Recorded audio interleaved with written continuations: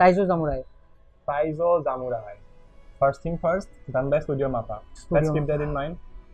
And Vicky. So first scene where the camera revolves around, Around. It was good. That was CGI. It was good. It was good for a while. Then we pan out. And it was CGI. Yeah. Like Mappa doing CGI. Mappa has Why? done CGI actually, I think. Mappa They have done, but they are good at hiding it. And basically, that wasn't good actually. yeah, it stands out. It stands out. So basically, CGI. But spoiler alert, we love the episode. Yeah, we love the episode. We are just complaining, but we love the episode. We'll We'll go in go- depth. Well, CGI used first episode, first scene CGI used. It wasn't good, but yeah, let's forgive And about then that. it was done by Mappa, so it's like, why Mappa? So a very interesting thing to note here is this: it's basically a shonen, sports shonen, and has an adult. It has Adult an adult character on it. as a main protagonist. It's been a while since we actually had any adult protagonist. Oh yeah, it's been actually Quite a while. King's Avatar was the last, I think. Even he wasn't that much of an No, adult. he was adult. Yeah, he was an adult. Yeah, he was retiring for sure, but they do retire quick. At the age of 30 and something. He wasn't even married though. He wasn't married. Yeah. This guy has a wife, has a child. So basically, he's adult. But still, I think age will be quite similar because it has shown he was married at a young age, I think. so it will be good to see adult. A dilemma, what an adult faces. Yeah. Like, I always thought about that.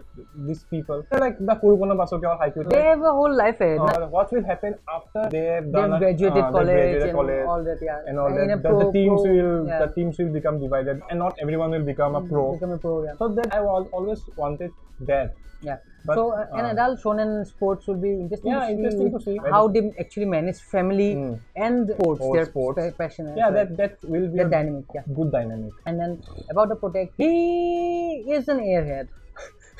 He has been told from years now, from years what now, we've learned, that To fucking retire. yeah, but the But fucker he- doesn't get it. The fucker doesn't get it. Every single time. He's like, I have to do this. Whenever the coach says to retire, he's like, One instance, he was like, the coach was like, time to give up your seat. And he was like, yeah, Yes. of course. Otherwise, my leg will go soggy. And It I'm takes like, the other meaning around, yeah. and that's not one. Way to be optimistic, right? And the coach was saying sorry because Because he didn't state it clearly. He didn't say It was But like more like, no, yeah. no fan. You should have understood, bro. Either.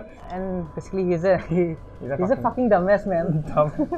It has been shown his character is like he knows nothing other than his sports he loves. Okay, and the sports too. Like it's men's gymnastics. Like that, the closest thing we've seen to this was actually Yuri on Ice. Yuri on Ice. That was the closest thing we've seen on. It was too romance centric to be called a sports anime. But there were elements, so we won't diss it.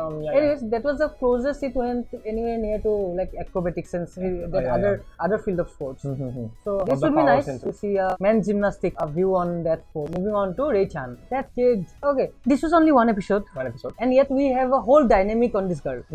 First off, she's mature for her age. She calls her father when he's with the coach and talks about bringing milk. So basically, she handles the house.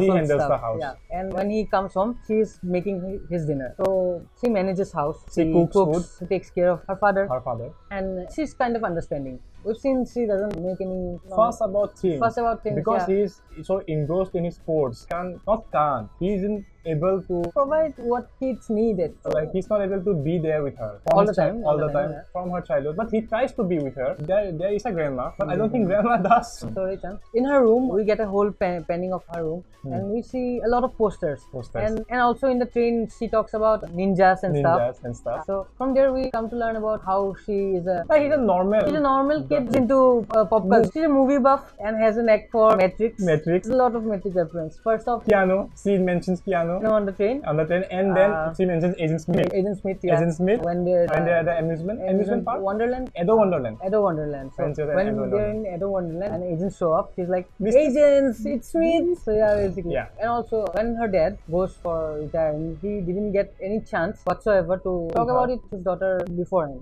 Yet she had this look on her face like she already knew. She already knew. She wished him good luck as he was leaving. Just goes to show how mature. Like she's mature, but isn't like overly mature. Like didn't have any childhood or something. She's like a normal girl, but she's mature. She's mature, yeah. When they were at the Edo Wonderland, the ninja, basically, foreigner, it was revealed later on that he was a foreigner, and we'll go back onto that later on. But first off, one thing that caught my eyes was that ninja recognized our main protagonist, Jotaro. This was interesting, and he takes a liking to him and follows him home. Why though? It was not explained till later on, but we'll go to it later on again. Let's talk about the granny and the ninja. He basically says that he doesn't want to be deported, and the agents are after him to deport him. Basically, he's a foreigner, so we can take it that he's an illegal immigrant or something. He has his reasons, and the granny understands it, and she shelters him. So about that dynamic, okay. Granny basically doesn't even look Japanese. From her character design, we can figure it out that she maybe isn't Japanese. Maybe she. But they can also take liberty with that. Maybe we are not sure, but at least what we think. At least I take it as even she had issues with her immigration or some sort. Yeah, she knows about the difficulties all immigrants suffer through. So she basically sheltered him for that reason. At least that's what we think. It hasn't been shown in the show yet. So quote us on that. So Granny, she has this suave, she has this pizzazz. Granny would be someone to watch your eyes on. So how we talked about the ninja taking a liking to him and following him home, and recognizing our main protagonist Jotaro in Edo Wonderland. And also he follows him to his studio as well next day, and there he performs his gymnastic, and it was brilliantly directed. It was CGI, but it was done at well. least good. It was done good. The thing with CGI is you can do the environment in CGI if you move your camera fast enough, but you shouldn't do your characters at least. The main showpiece shouldn't be in CGI. At least the main character in question should be in 2D.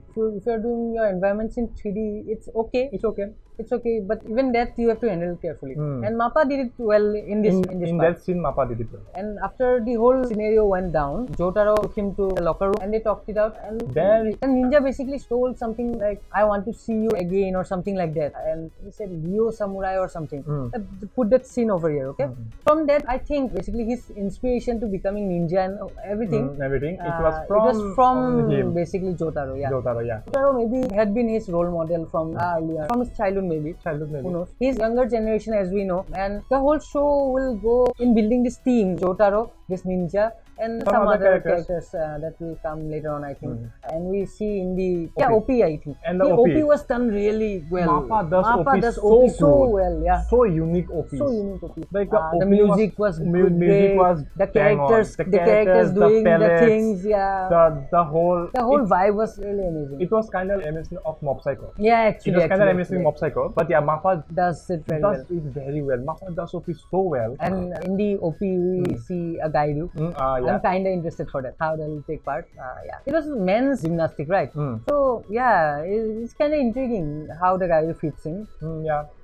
Maybe they'll have male gymnastic as a centerpiece, and they'll maybe show some part of female gymnastic maybe. As well, because in even Haikyuu, we saw how the girls team were playing. So maybe some aspect plays into it. Let's see. And last but not the least, Big Bird.